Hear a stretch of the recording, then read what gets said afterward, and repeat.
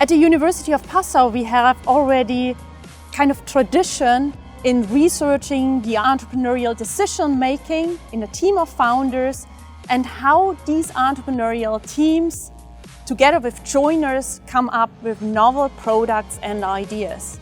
We undertake such projects with colleagues from all kinds of career stages, from doctoral students to postdocs, as well as with colleagues from renowned institutions of other countries. We know that founders have a special ability to create novelty. Commercializing novel technology or novel products is often the very reason why they start a company. To explain how they come up with novelty ideas, research often points to their independency in decision-making.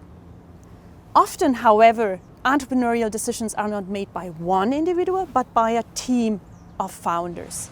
How ownership in the startup company is divided between founders will have a major influence on how founding teams make decisions. Are startups more innovative if the founding team has equal say?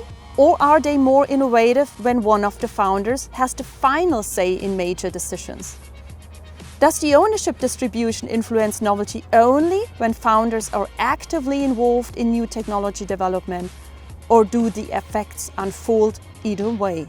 Young companies compete based on their ability to develop new technology.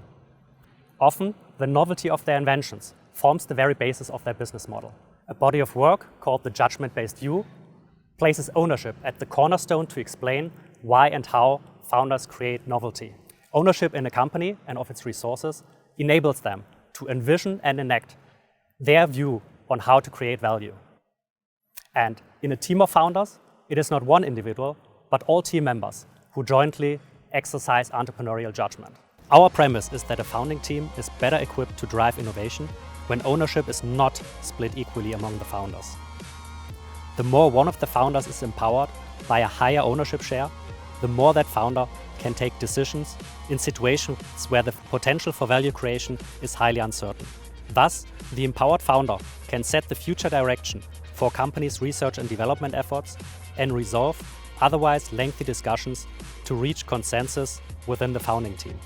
We propose that when founders are members of an inventor team, these teams are more likely to come up with novel inventions.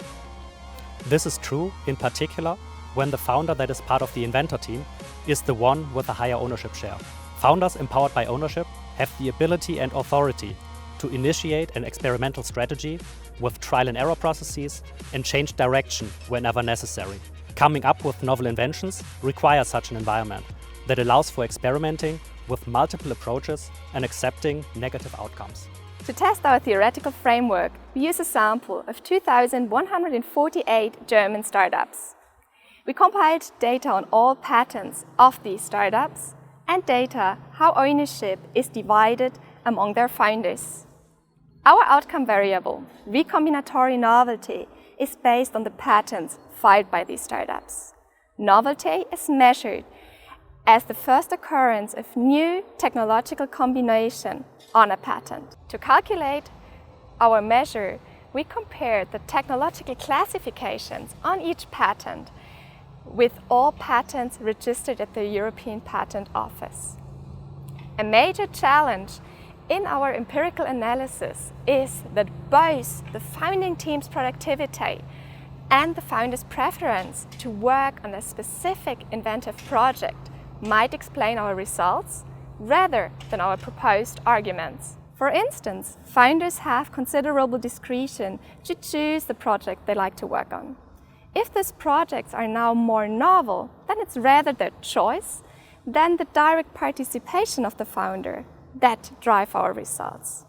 To address these challenges, we use a matching approach that allows us to disentangle the selection effects from the effects that we set out to test for.